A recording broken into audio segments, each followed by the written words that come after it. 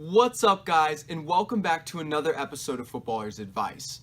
In today's video, I wanted to talk to you about the reality of playing professional soccer and pursuing a professional career. Whenever you think of playing professional soccer, you think of playing in a big stadium with a lot of fans, making a lot of money, being able to drive nice cars, wear expensive clothing, and having a great social life. And I'm here to tell you today that that is the furthest thing from the truth for most players. Only a small percentage of professional players are able to live that kind of lifestyle.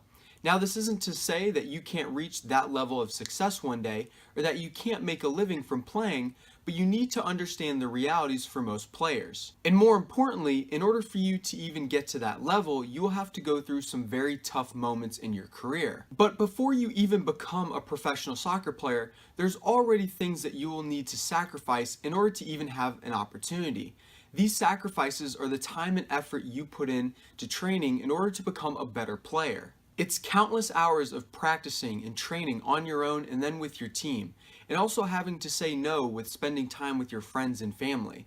And all of this is just a small portion of what it takes in order to have the opportunity to become a professional soccer player. And by no means does training for hours and then also sacrificing time spent with friends and family guarantee that you will become a professional soccer player. And then when you make the decision to become a professional soccer player, there's going to be family and friends and coaches who think and say that you shouldn't pursue it, that it's unattainable or unrealistic for you to actually become a professional soccer player. But they haven't seen the countless hours that you spent in training and also practicing, making sure that you're becoming a better player. They can't see the vision that you have for yourself.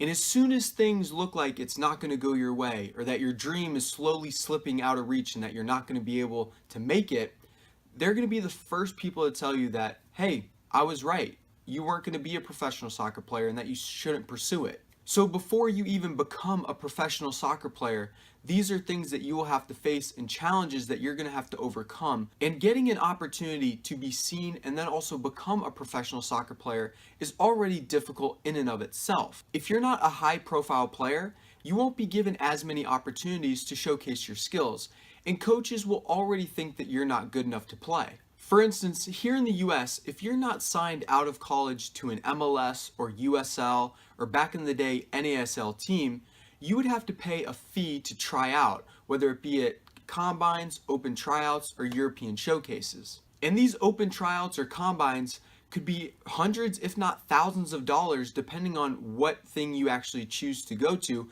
in order to showcase your skills to the coaching staff available.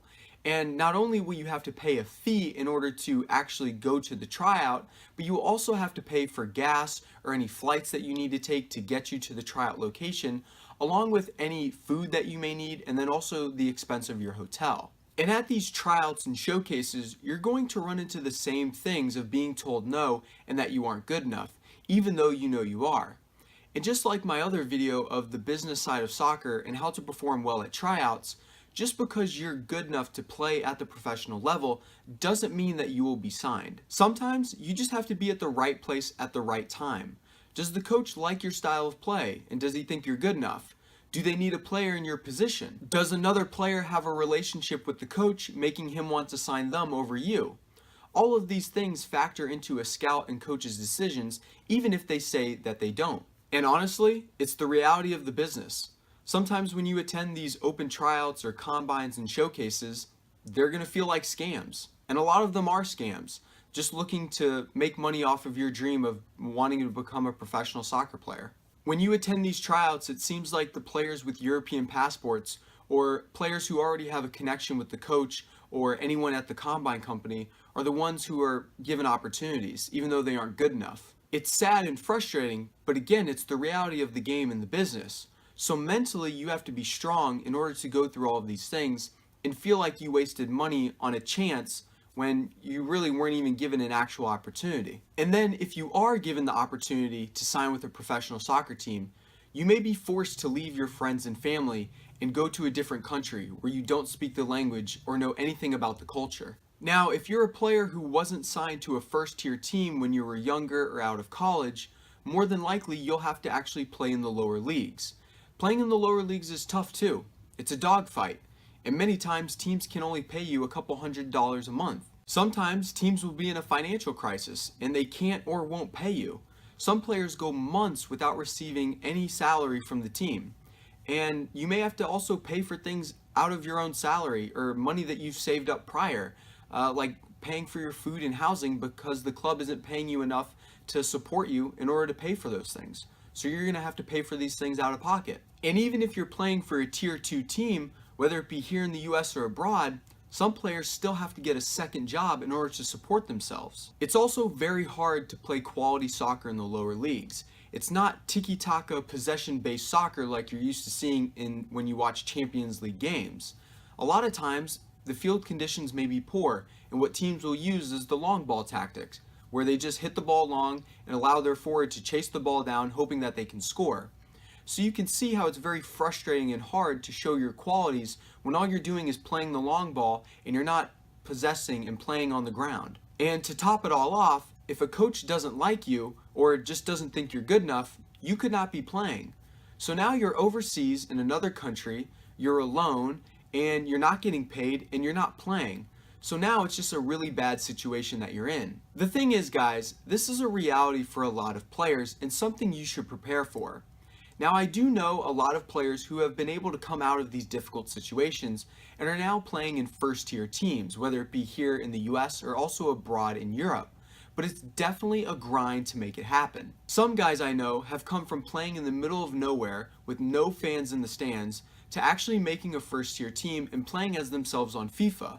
So it definitely can happen. It definitely can happen, and like I told you guys in prior videos, life can really change, so you just have to keep trying. One day, it looks like your dreams are slowly slipping away, and the next thing you know, you get your big break, and that's your opportunity. In essence, guys, this is what Footballer's Advice is all about.